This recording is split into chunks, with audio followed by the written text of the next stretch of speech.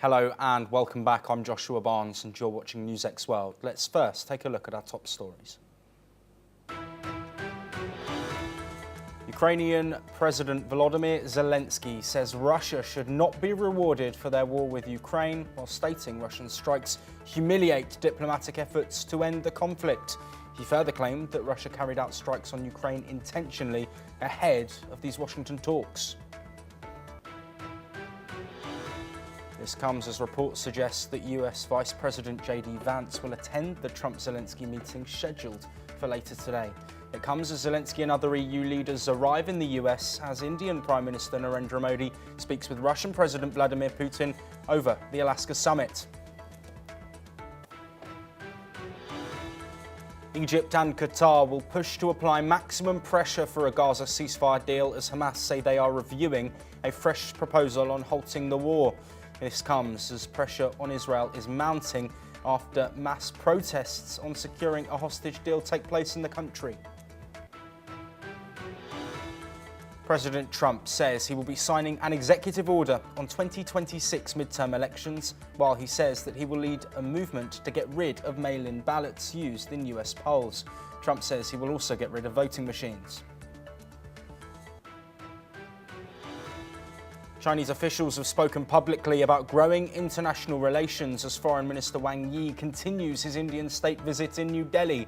A Chinese spokesperson also says the nation is glad to see Russia-US relations are improving. US envoy Tom Barrack has met with the Lebanese President Joseph Aoun with the US-American official, saying it is time for Israel to comply with a Lebanese plan to disarm militant groups. A fragile ceasefire was agreed between Hezbollah and Israel last November, though strikes have taken place since then. Deadly wildfires are continuing to ravage Spain and Portugal and have burnt the equivalent of nearly 500,000 football fields this year in Spain, setting a new record. And Air Canada cancels more flights as a strike by flight attendants shuts down operations again and strands passengers worldwide. The airline says it will resume limited flights tomorrow evening after a union decision to extend the walkout. But our top story this hour as European leaders are in Washington to meet Ukrainian President Volodymyr Zelenskyy ahead of his high-stakes talks with US President Donald Trump. According to the European Commission, a preparatory meeting with Zelenskyy will take place before larger multilateral sessions at the White House. EU Chief Ursula von der Leyen, NATO Secretary General and several heads of state and government are expected to join. On his way to Washington, UK Prime Minister Keir Starmer said Europe's united front was essential to ensuring that Ukraine is not pressured into an unfavourable deal, stressing that any settlement must safeguard Kyiv's sovereignty and security. Here is what was said. This war in Ukraine has been going on a really long time now, 3+ years. Hugely impacted the Ukrainians who've suffered hugely, but it's also impacted Europe, it's impacted every single family and community in the United Kingdom. And so everybody wants it to end, not least the Ukrainians. But we've got to get this right. We've got to make sure there is peace, that it is lasting peace, and that it is fair and that it is just. And that's why I'm travelling to Washington with other European leaders to discuss this face to face with President Trump and President Zelenskyy, because it's in everyone's interests, it's in the UK's interests that we get this right. Well, this visit is widely seen as a show of solidarity with Zelenskyy amid fears that Trump may push him towards a pro-Moscow settlement. Some observers have even described the European delegation as Zelenskyy's bodyguards, recalling his difficult Oval Office encounter with Trump earlier this year.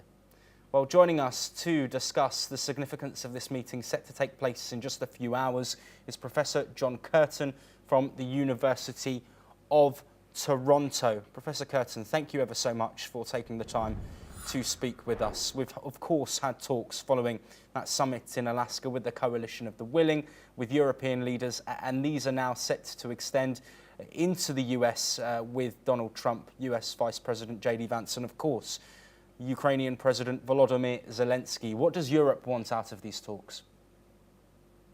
Well, I think the key thing we need to have this White House meeting be a success is an agreement by everyone, including President Trump, that we will demand a ceasefire now. President Trump was right when he said that it was his number one goal just before the Alaska summit.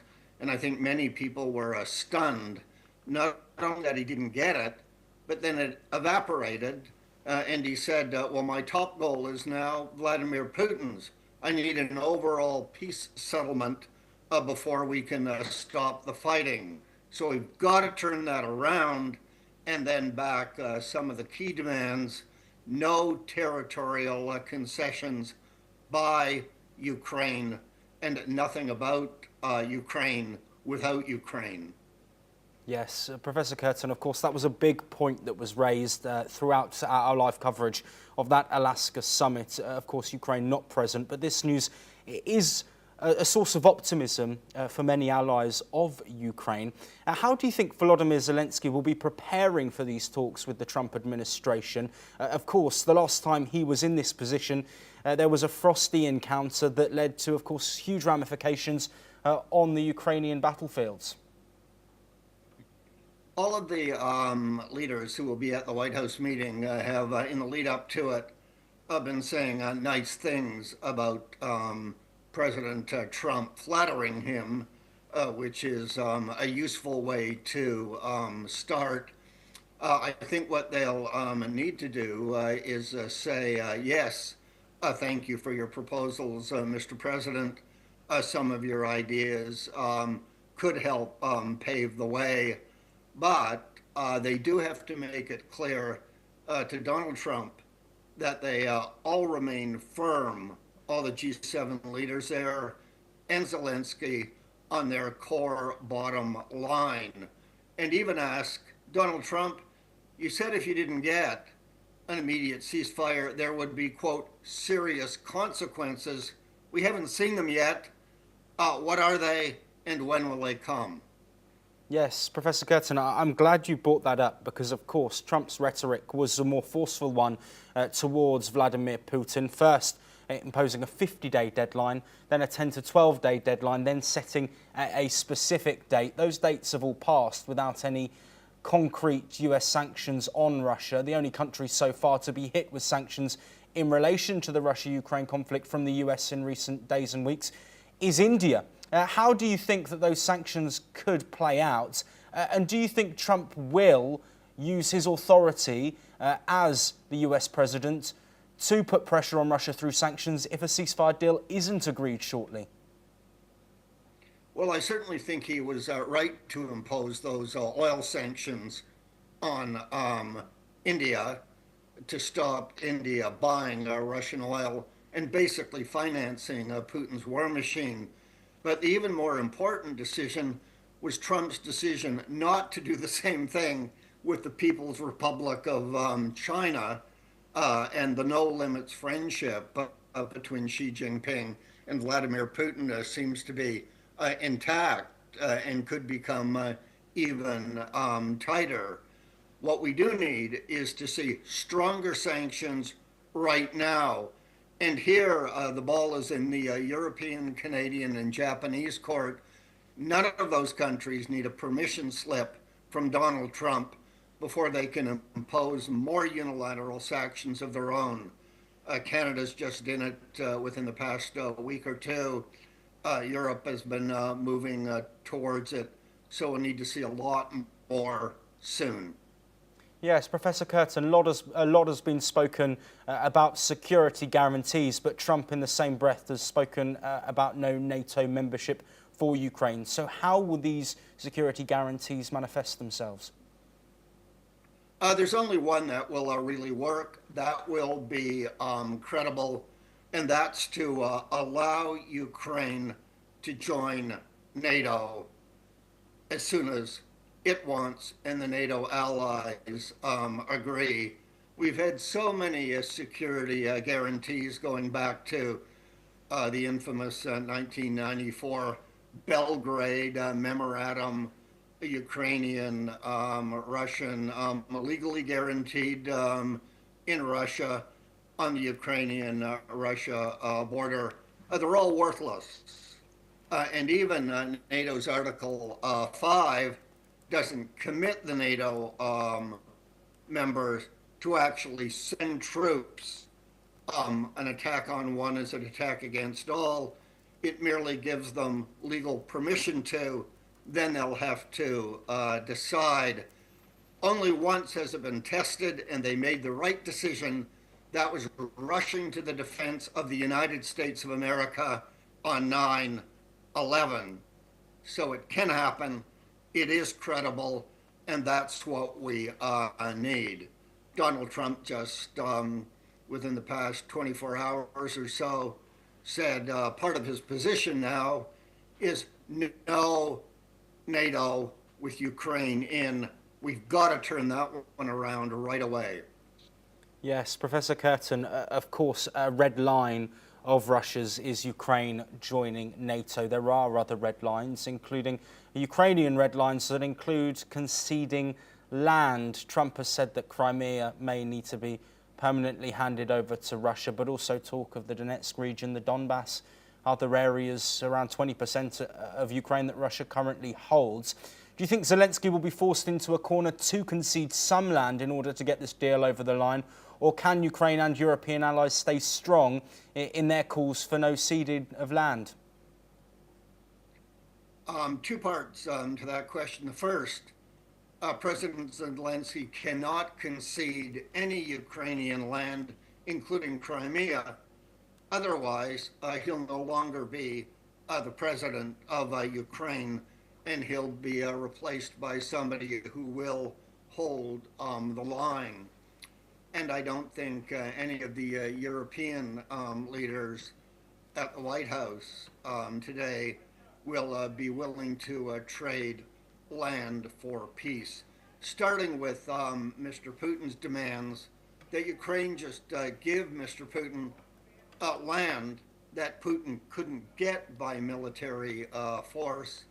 And going back to the beginning, we just can't turn Ukraine into a 21st century Sudetenland or Alsace-Lorraine of a long time ago. We've got to stop that kind of bloody wars, all too often and far more deadly than even Russia's aggression against Ukraine has been so far. Well, yes, absolutely. So many ramifications, of course, with EU leaders now arriving. Keir Starmer, one of the latest to land. Let's stay on the topic now, as Ukrainian President Zelensky has met with US Special Envoy Keith Kellogg in Washington ahead of the planned meeting with President Trump to discuss Ukraine peace efforts. Zelensky, after meeting Kellogg, said that Ukraine is ready to work productively for peace. He further stated that Russia can only be forced into peace through strength. Well, also joining us to continue our discussions on this pivotal meeting, the second within days, is David K. Johnston, an American author who joins us from New York. David, a pleasure to have you back on the programme. Is there any significance in this meeting between Zelensky and Kellogg? Of course, Kellogg has been pivotal in conversations leading up to this point with Ukraine on the ongoing war. Well, Zelensky's going to try and feel out if there's any softness in Trump's positions. And Donald, having no core philosophy, having no significant knowledge of the world or world history, can be very mercurial because there's no foundational material there. And he's a terrible negotiator. Having negotiated with Donald many times and always gotten everything I wanted, I tell you he's terrible. And I've written at length about terrible deals he's made because he doesn't know how to negotiate. It's all part of his con artistry. It's all an act. So, but Zelensky clearly wants to feel out if there's anything at all that he might be able to turn to his advantage. And no doubt he's also concerned that he'll get ambushed, as he was the last time he was in the Oval Office, what some journalists have wrongly called a shouting match. It was simply an effort to humiliate and undercut Zelensky on the world stage. he will certainly be thinking much more strategically about how to reply in any televised part of the meeting to J.D. Vance and Trump trying somehow to get him off his footings. Yes, also joining us is Raymond Vickery, the former US Assistant Secretary of Commerce, who joins us live from Washington, D.C. Raymond, as always, a pleasure to have you on the programme. Let's look at the potential financial implications of this summit. Of course, sanctions threats on Russia have been there. We've spoken about those already. But there is serious instability here, with nations submitting and committing a lot of money to Ukraine in the form of defence, with potential ramifications elsewhere. How important is it for the global stability and economy that a deal is done sooner rather than later? Well, it's very, very important. This is a linchpin of economic turmoil in the world today. And economic engagement is a key part of security engagement. You cannot separate those two aspects of the reality of international relations.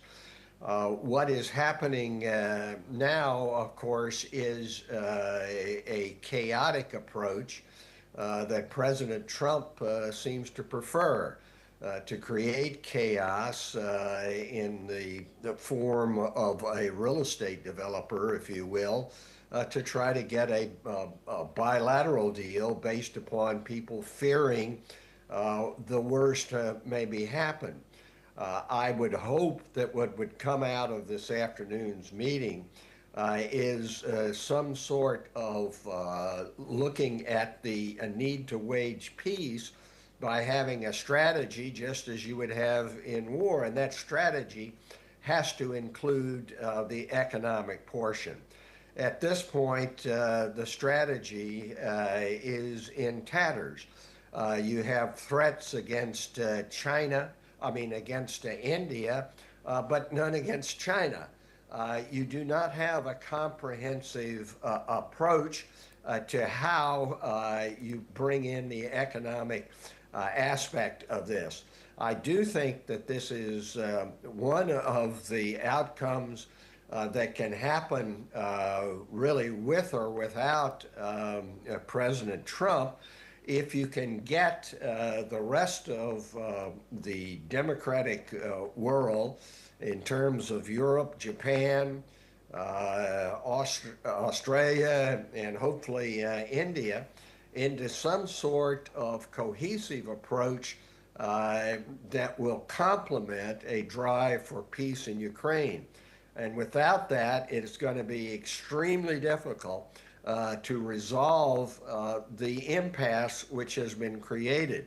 If you're just concentrating on what happens on the battlefield, and that is who gives up what land, and leaving out the economic aspect of it, it's not going to work in the long run. Well, yes, let's move to another related development. Of course, European leaders involved, Russia, Ukraine, the US, but there's also been comment from Asia. And in the recently held press briefing, Mao Ning, spokeswoman of the Chinese Foreign Ministry, she talked about the progress of US-Russia relations. This statement comes after the Alaska summit, where both Trump and Putin met to talk about the ongoing Russia-Ukraine war. This is what Mao Ning, the spokeswoman, had to say on that summit. 去年10月，习近平主席同莫迪总理在喀山成功会晤，为中印关系改善和发展。 Well, thank you for staying with us first, David K. Johnston.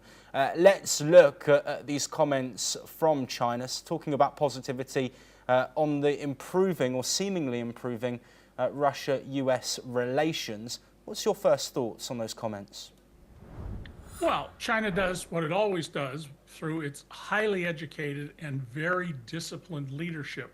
They figure out what's best for China and come up with a position that will advance that. They certainly don't want to have any unnecessary antagonism with the Russian Federation, which means with the modern Tsar, Vladimir Putin. And they certainly also want to diminish the U.S. in any way they can. So the Chinese government, of course, like Putin's government, is not accountable to its people. It's a dictatorship. So what the Chinese have said here doesn't strike me as particularly significant.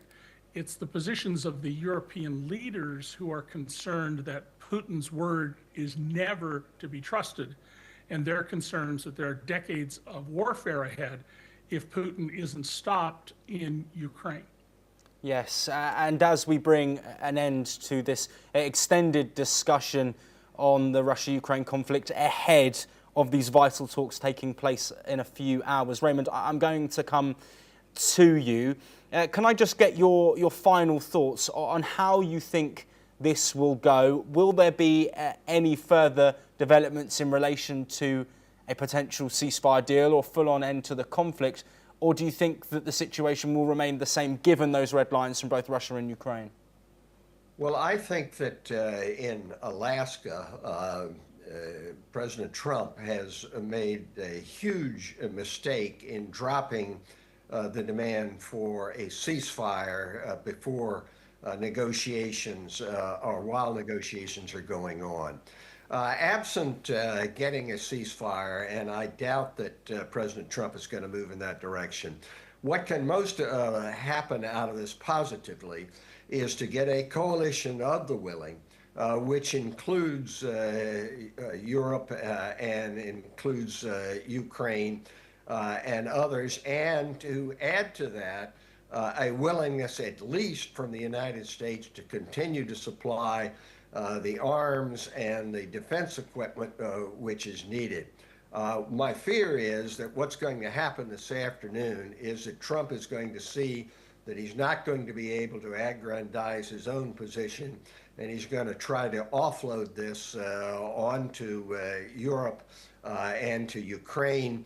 But if we can keep the U.S. involved, at least in terms of the munitions side, and in some way in regard to the economic engagement, then there may be something positive. But I do not have high hopes for it. Well, yes, all eyes are on these talks that are set to take place in a few hours' time. Thank you to Raymond, David and Professor Curtin for joining us. We will, of course, bring you all of those updates as we get them ahead of potentially pivotal talks in a moment where war is, of course, the hot topic. Let's move on now, though, and according to a Reuters exclusive, Hamas told mediators they approve the latest Gaza ceasefire proposal. On the other hand, Palestinian Prime Minister Mohammed Mustafa and Egyptian Foreign Minister Badr Abdelati visited Egypt's Rafah crossing amid talks with Qatar and Hamas to push for a ceasefire deal.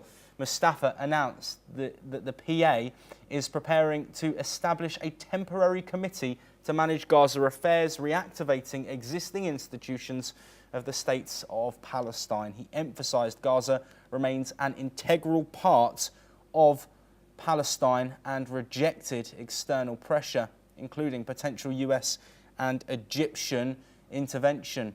Abdelati reiterated rejection of Israeli settlement activities and called for a quick peace deal. Let's listen in to what Badr Abdelati, Egyptian Foreign Minister, and Mohammed Mustafa, Palestinian Prime Minister, have had to say. The Israelis used to say that there is no Palestinian partner for peace. Now, unfortunately, there is no Israeli partner, with what we are hearing from members of the Israeli cabinets who are talking about settlement activities, about what's so-called the illusion of greater Israel. Those are completely rejected, completely nonsense. أما بالنسبة للجنة إدارة شؤون قطاع غزة التي سنعلن عن إعلان عنها قريبا وحال انتهاء العدوان، فهي لجنة مؤقتة ومرجعيتها الحكومة الفلسطينية، وذلك مهم لأننا لا ننشئ بذلك كيانا سياسيا جديدا في غزة، بل نعيد تفعيل عمل مؤسسات دولة فلسطين وحكومتها في غزة حسب نظام.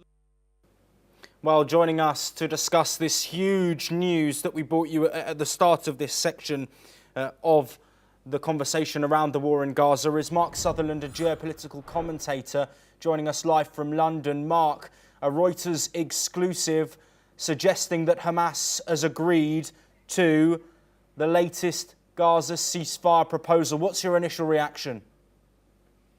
Okay. Hello, good to be with you, sir. We're going to have to wait and see if this is genuine. I don't know what the full details of this.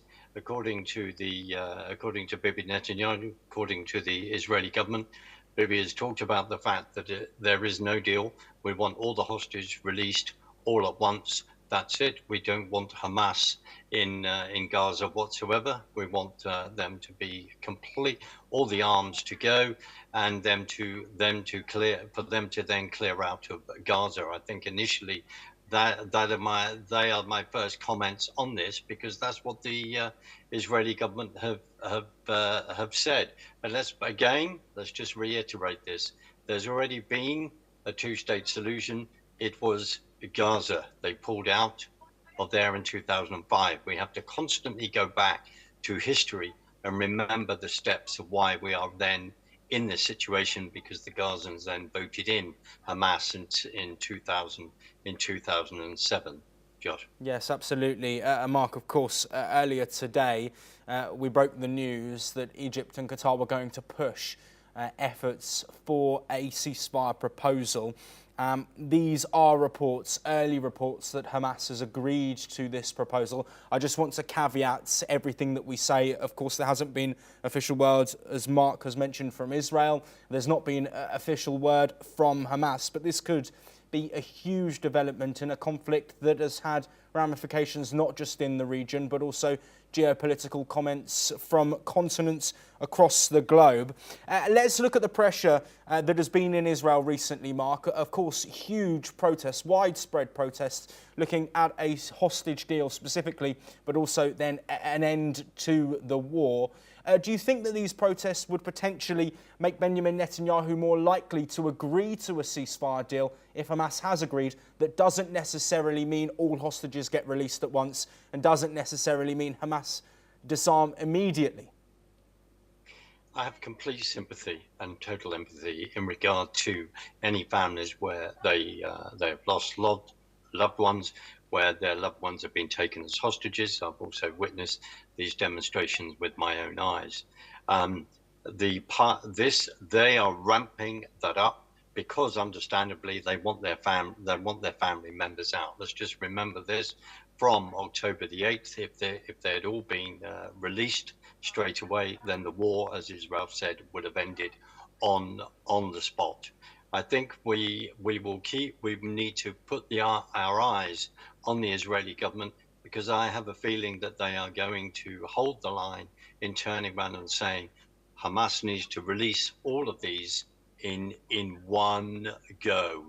And that, I believe, is what the Israeli government, they've already laid it out. That is what they will push for. And I completely understand to some extent, what the hostage families are going through. This is an unbelievably difficult situation. However, it means that some very, very difficult decisions then have to be made on the ground, and then lines then have to be held. Josh. Yes, absolutely. And Mark, sharing that sentiment, it's impossible for almost anyone to understand what those hostage families have gone through following those 7th of October attacks. Of course, the situation in Gaza as well is one that has garnered a lot of conversation. It's a polarising topic. But if this ceasefire proposal has been agreed to by Hamas, is there a glimmer of hope for those civilians who are not affiliated with Hamas, who have been displaced, who have been facing difficult, potentially humanitarian situations with aid? Yes, of course there will be a glimmer of hope, and as you and I have discussed, we've discussed the whole aid debate, the way that has been weaponized, the way that the UN has refused to work with the Gaza Health Foundation and to get the food into Gaza. Israel, it's on the Gazan side. There are pallets and pallets of food sitting there. You and I have also discussed in regard to how photographs, etc., have been manipulated to say that people are starving, and then you have a photo of a boy that very sadly has suffered from cerebral palsy. If things are genuine, and the Israeli government, as I said, will stick and say we need Hamas completely disarmed, cleared out. Because what has gone on, a tunnel system has been built that virtually the size of the New York Underground, and that is how they then have procured this war. Hamas does not have to agree to any Geneva conventions whatsoever, because they would say that they are not a conventional army. They are a terrorist group. So I'm sorry in one sense to go over previous history, but this is why we are here. Yes. And also in regard to the whole Palestinian situation, they have been offered their own separate state at least 4 times over a long period of history. And very often what happens is that people are not prepared to look at the facts on the ground, which of course at times are extremely difficult, Josh. Yes, absolutely. Of course, so much context that goes into a conflict that is almost 2 years old. Of course, historical context, as you mentioned, from before October the 7th, 2023. But Mark, we are coming to the end of our time on this talking point. I want to finish it looking at a potential ceasefire proposal that has been agreed. Of course, we've been here before. There was a ceasefire that, of course, ended. A second phase couldn't be agreed. If the case is the fact that Hamas has agreed to a proposal and Israel also agreed to it, do you have confidence that that will hold, given how severe this conflict has been for potentially both sides?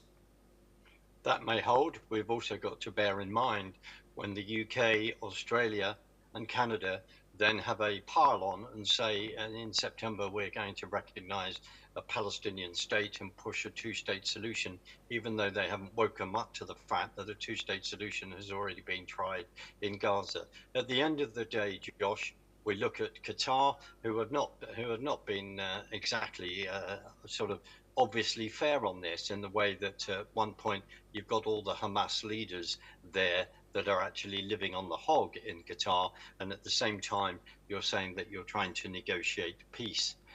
The Israelis will have their eyes open in regard to how people are playing this. Are they speaking out of both sides of their mouth? But the number one thing is, you're absolutely right. To actually have peace, actually have an end to this, is always a good thing.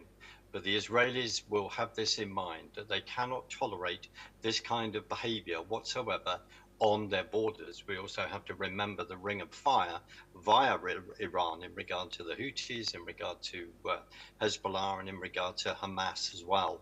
And that is, again, part of this huge historical context, and actually discussing this over many months, if not many years and decades.